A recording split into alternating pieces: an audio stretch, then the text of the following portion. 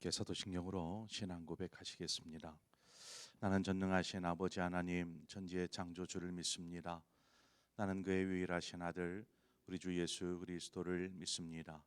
그는 성령으로 잉태되어 동정녀 마리아에게서 나시고 본디오 빌라도에게 고난을 받아 십자가에 못 박혀 죽으시고 장사된 지 사흘 만에 죽은 자 가운데서 다시 살아나셨으며 하늘에 오르시어 전능하신 아버지 하나님 우편에 앉아 계시다가 거기로부터 살아있는 자와 죽은 자를 심판하러 오십니다. 나는 성령을 믿으며 거룩한 공교회와 성도의 교제와 죄를 용서받는 것과 몸의 부활과 영생을 믿습니다. 아멘. 우리 함께 찬송가 391장 오 놀라운 구세주 예수 내 주, 찬송가 391장 우리 함께 찬송하도록 하겠습니다. 391장입니다.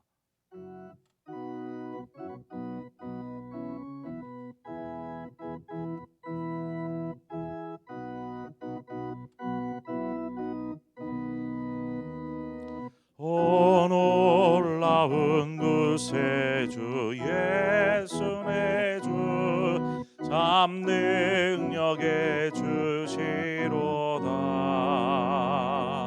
큰 바위 밀 안전한 그곳으로 내 영혼을 숨기시네.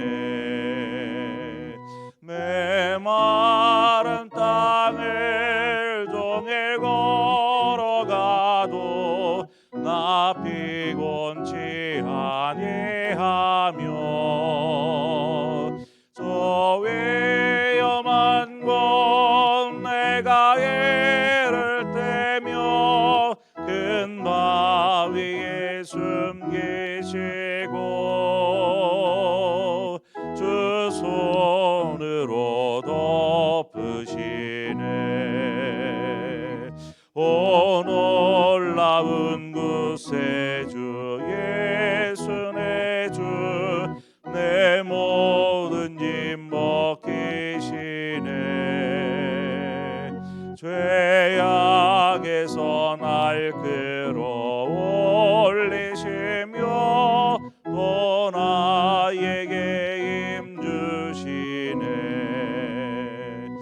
내 마른 땅을 종일 걸어가도 나 피곤치 아니하며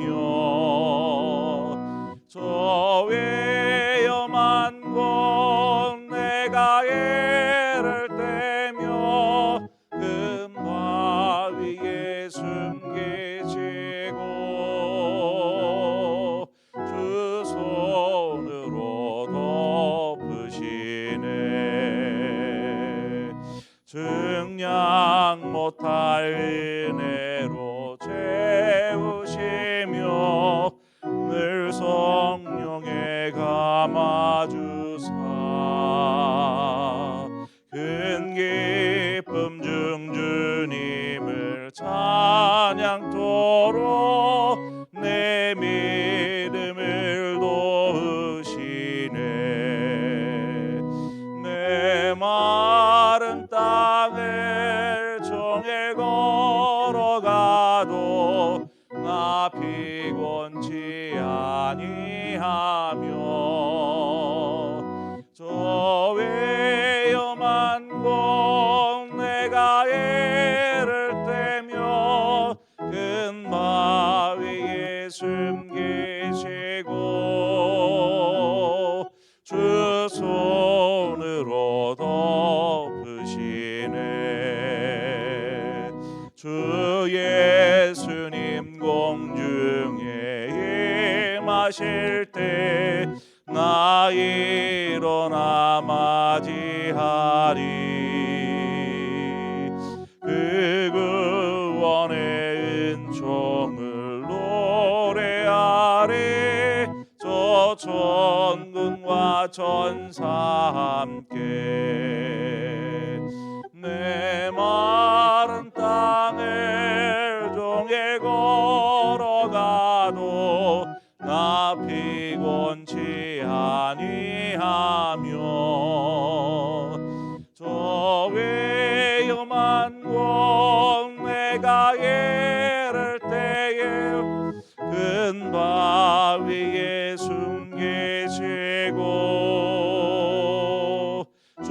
손으로 덮으시네. 아멘. 하나님 말씀 보겠습니다. 사무엘하 17장 15절에서 20절의 말씀 우리 한 절씩 교독해서 보도록 하겠습니다. 사무엘하 17장 15절에서 20절의 말씀입니다. 교독하겠습니다. 이에 후세가 사독과 아비아달 두 제사장에게 이르되 아히도벨이 압살롬과 이스라엘 장로들에게 이러이러하게 계략을 세웠고 나도 이러이러하게 계략을 세웠으니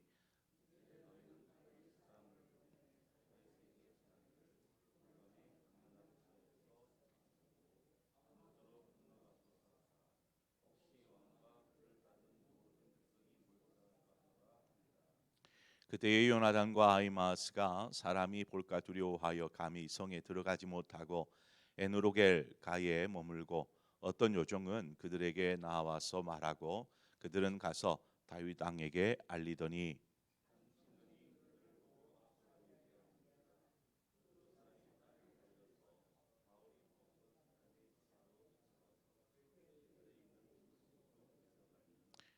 그 집 여인이 덮을 것을 가져다가 우물 아귀를 덮고 찌은 곡식 그 위에 널매 전혀 알지 못하더라.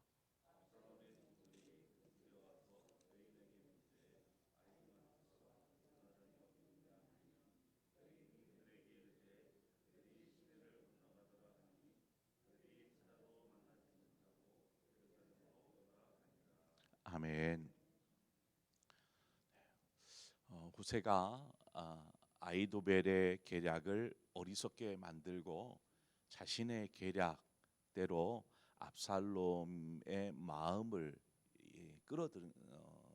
이끌게 됩니다. 그래서 압살롬이 아히도벨보다는 후세의 계략이 더 낫다라고 여기고 후세의 계략대로 움직이는 것이죠. 그러나 상황에 따라서 압살롬의 판단이 변할 수도 있는 지금 급변할 수밖에 없는 상황에 놓여 있었습니다. 그래서 지금 최대한 빠르게 이 소식을 후세가 다윗에게 전해야만 했습니다. 다윗이 미리 후세뿐만 아니라 예루살렘의 그 두 제사장 사독과 아비아달 두 제사장을 연락책으로 이미 예루살렘에 심어두었지요. 그래서 후세는 이 두 제사장을 만나서 두 제사장에게 지금 상황을 이렇게 자세하게 이야기합니다. 아히멜렉이 어떤 계략을 내놓았고 또 자신이 어떤 계략을 내놓았고 이제 겨우 자신의 뜻대로 압살롬이 움직여서 시간을 좀 벌기는 했지만 지금 너무나 급하니까 빨리 다윗에게 전해서 빨리 도망하도록 지금 있는 곳에서 멀리 떠나도록 이렇게 전달하게 되죠. 자, 그러면 이제 두 제사장이 두 제사장 사독과 아비아달이 다윗에게 그 소식을 전달해야 되는데 이 두 제사장은 예루살렘 궁을 떠날 수가 없습니다. 만약에 그 예루살렘 궁을 떠나오게 되면 모든 사람의 시선이 두 사람에게 쏠릴 수밖에 없는 것이죠.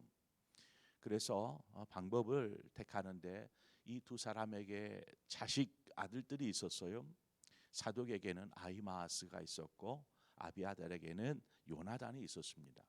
이 두 아들들을 다윗에게 소식을 전하는 연락책으로 사용하려고 합니다.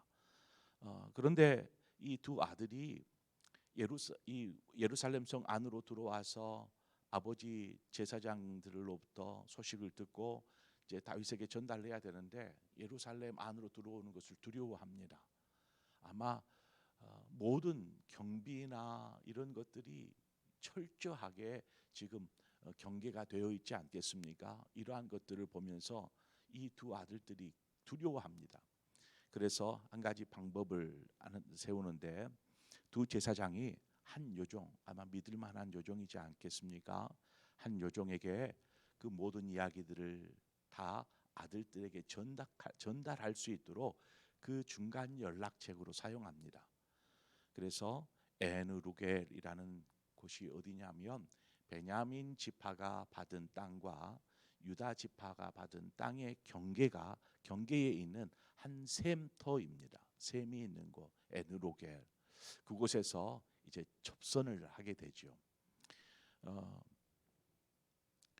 아히마아스와 요나단은 그 요종을 만나서 소식들을 다 전달받고 급히 요단 나루터에 있는 다윗에게로 향하게 됩니다.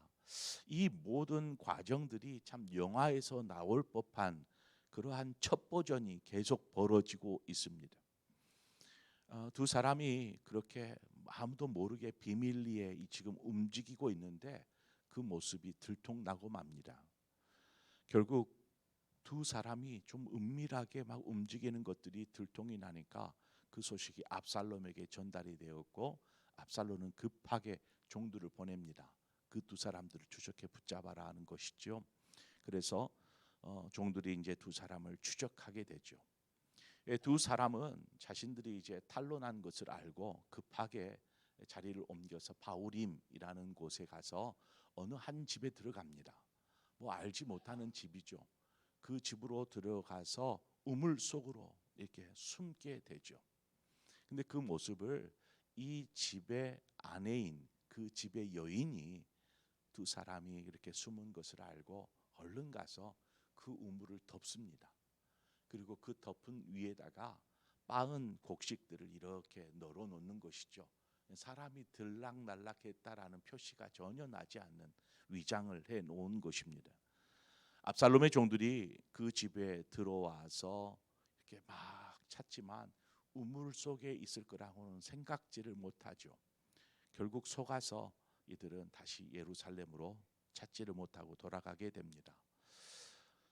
시편 31편 20절에 이렇게 말하죠. 주께서 그들을 주의 은밀한 곳에 숨기사 사람의 꾀에서 벗어나게 하시고 비밀이 장막에 감추사 말다툼에서 면하게 하시리이다. 하나님께서 이 두 사람을 보호하셨습니다. 우리가 지난 시간에 14절 중반 이하에서 살펴보았던 것처럼 여호와께서 압살롬에게 화를 내리려 하사 아히도벨의 좋은 계략을 물리치라고 명령하셨음이었더라, 이렇게 말합니다. 즉 하나님께서 아히도벨의 계략을 버리게 하시고 후세의 뜻을 따르게 하셨을 뿐만 아니라 지금 이 두 사람 연락책이 잡힐 위기에 놓여 있었는데 이처럼 하나님의 보호하심 아래서 안전하게 다윗에게 갈 수 있게 되었다라는 것입니다. 자, 이처럼 하나님의 선하신 섭리와 계획 속에 모든 일들이 진행되어지고 있습니다.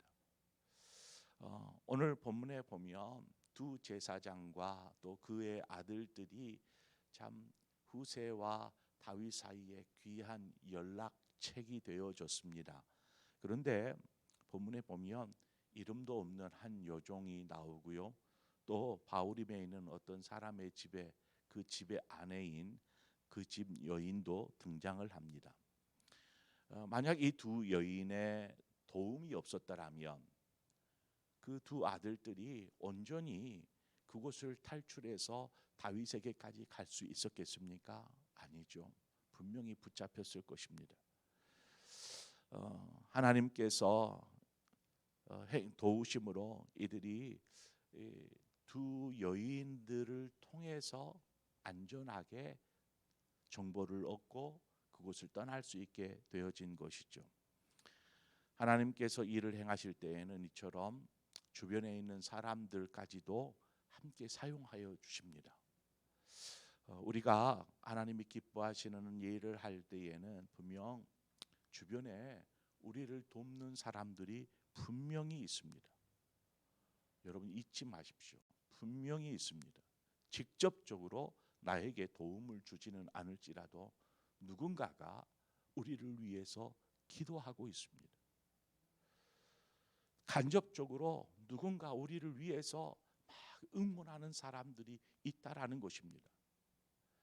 우리가 불법을 행하거나 죄를 범하거나 하는 것이 아니라 하나님의 기쁨을 위해서 하나님의 선하신 뜻을 이루기 위해서 일할 때에 분명히 누군가는 기도하고 있습니다.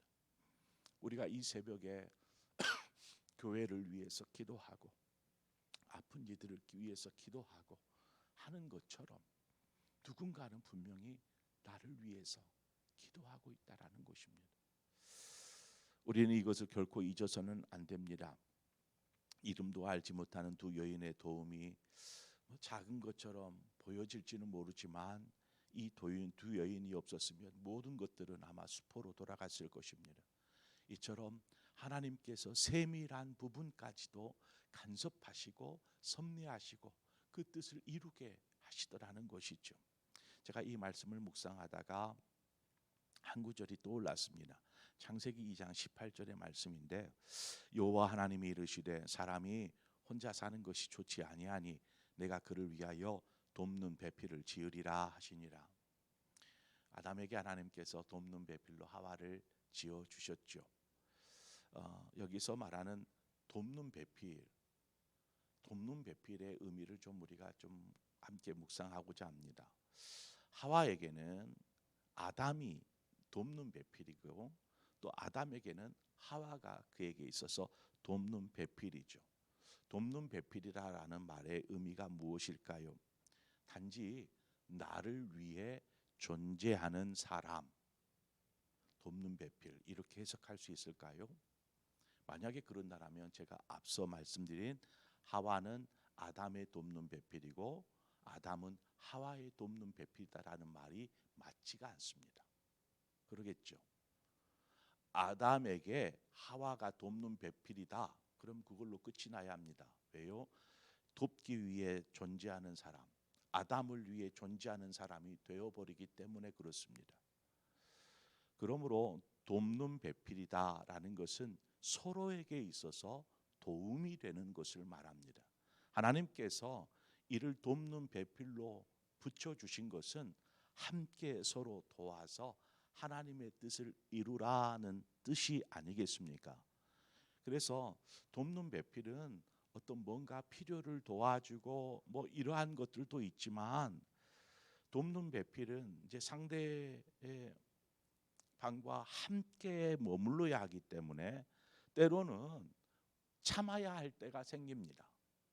어떤 상황에 내가 꼭 참아야 할 상황, 그러할 때가 있고 또 자신의 생각이나 고집을 내려놓아야 할 때가 있습니다.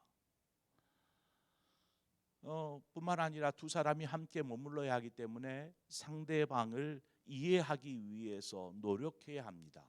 그럴 때에 둘은 한 몸처럼 서로가 돕는 배필로서 거할 수 있는 것이죠. 단지 상대방의 필요를 채워주고 이런 것뿐만 아니라 서로에게 필요한 존재로 서기 위해서는 자신을 희생할 줄도 알고 자신의 생각을 내려올 줄도 알고 자신의 고집을 내려놓을 줄도 알아야 하는 것입니다.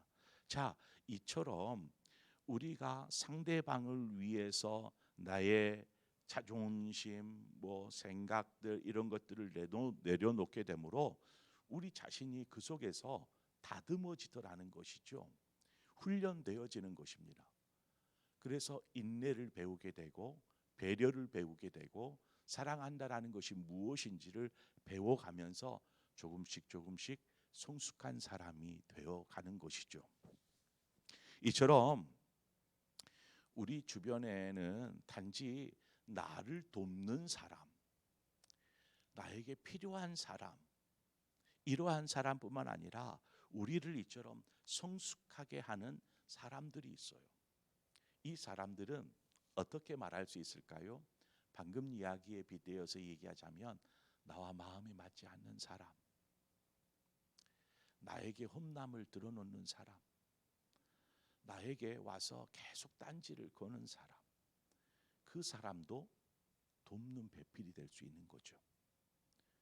그 사람의 그러한 것들을 통해서 내가 참고 인내를 배우게 되고 또 그 사랑을 포용할 수 있는 넓은 그릇이 되기 위한 다져지고 훈련되어지는 기회가 될 수 있기 때문에 그렇습니다. 그러므로 하나님께서 선하신 뜻을 이루기 위해서 하나님의 일을 행하실 때 단지 우리의 필요를 돕는 사람도 분명히 붙여주십니다. 오늘 두 여인들처럼. 뿐만 아니라 나를 힘들게 하고 나를 곤란하게 하고 내 마음을 아프게 하는 사람도 분명히 있어요. 하지만 그조차도 하나님의 섭리 가운데 나의 모난 성품을 다듬으시고 나의 그 막 다혈질적인 성품을 다듬으시고 참지 못하고 좀 너그럽게 포용할 수 있는 마음들도 갖지 못하는 이 마음들을 하나님께서 만지시고 다듬으셔서 이제 이해할 수 있고 그 사람의 말을 다르지만 인정할 줄도 알고 하는 성숙된 사람으로 이끄시는 이러한 우리의 삶의 도움이죠. 이러한 도우미들을 하나님께서 붙여주시는 것입니다. 한번 여러분 주위를 돌아보십시오.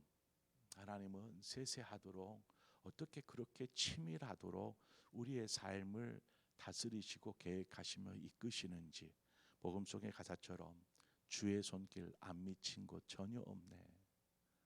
어떤 상황에서든지 어떤 때에서든지 하나님의 손길 속에 누군가를 통해서 우리를 다듬으시고 또 훈련시키시고 또한 우리를 돕게 하셔서 우리로 하여금 정말 하나님의 선하신 뜻을 이룰 수 있도록 두 아들이 예루살렘을 떠나서 다윗이 있는 곳까지 이르도록 안전하게 지켜주신 것처럼 우리의 삶을 또한 하나님께서 지켜주시고 인도하여 주실 줄 믿습니다. 그 과정 속에 우리는 계속해서 연단되어지고 다듬어져서 결국 그곳에 이르렀을 때에는 정금 같은 모습으로 하나님 앞에 서게 될 줄 믿습니다. 그런 우리 모두의 신앙이요 삶이 되어지기를 주님의 이름으로 축원드립니다. 기도하겠습니다. 좋으신 하나님 아버지, 은혜를 감사합니다. 하나님께서 우리를 늘 언제나 눈동자처럼 지켜보고 계시고 또한 우리의 필요를 따라서 만나게 하시고 채우시고 보호하여 주심을 우리가 믿습니다. 오늘 말씀에서와 같이 하나님의 뜻을 이루기 위해서 하나님 알지도 못하는 사람들을 통하여서 도움을 얻게 하시는 주님, 우리의 삶에도 분명히 우리를 위해서 기도하는 사람이 있고 우리를 응원하고 격려하는 사람이 있음을 우리가 압니다. 때로는 또 우리의 모난 부분, 적은 그릇을 넓은 큰 그릇 되도록 그렇게 우리의 마음은 상할지 모르지만 훈련하시고 다듬게 하시는 그러한 사람도 붙여줄 때가 있음을 우리가 봅니다. 이러한 모든 상황들을 통해서 우리가 하나님이 기뻐하는 사람으로 잘 다듬어지고 훈련되어서 정말 흠도 없는 거룩하고 경건한 정금과 같은 모습으로 하나님 앞에서는 우리 모든 성도들 되게 하여 주시옵소서. 예수 그리스도의 이름으로 기도합니다. 아멘. 우리가 말씀을 생각하면서 하나님 지금 이 때에 하나님 돕는 사람이 필요합니다. 이런 기도가 되시는 분이 있다라면 분명히 하나님이 어떤 방법으로든 여러분의 삶 가운데 함께 하셔서 지키시고 인도하여 주실 줄 믿습니다. 알지 못하던 사람으로부터 도움을 주시는 하나님, 그분께서 우리의 삶을 인도하십니다. 오늘 말씀을 생각하면서 우리의 삶을 하나님의 섭리대로 인도하여 주시고 이끌어 주옵소서. 우리 믿음으로 함께 기도하고 또 우리의 삶에 어려움이 있다라면 이 시간 하나님 앞에 내려놓읍시다. 하나님 뜻대로 인도하여 주옵소서. 하지만 우리가 이 모든 일로 인해서 감사가 있게 하시고 찬송이 있게 하여 주옵소서. 우리 그러한 마음으로 우리의 신앙과 삶을 위해서 또 삶의 문제들을 위해서 함께 또 합심해서 기도하고 또 각자의 기도의 제목으로 기도하시다가 또 자유롭게 돌아가시도록 하겠습니다. 함께 기도하겠습니다. 참 좋으신 하나님 아버지, 은혜를 감사합니다. 오늘 이 새벽에 우리를 깨워주시고 인도하여 주신 아버지, 우리가 주님을 찬양합니다. 주님, 우리의 삶 가운데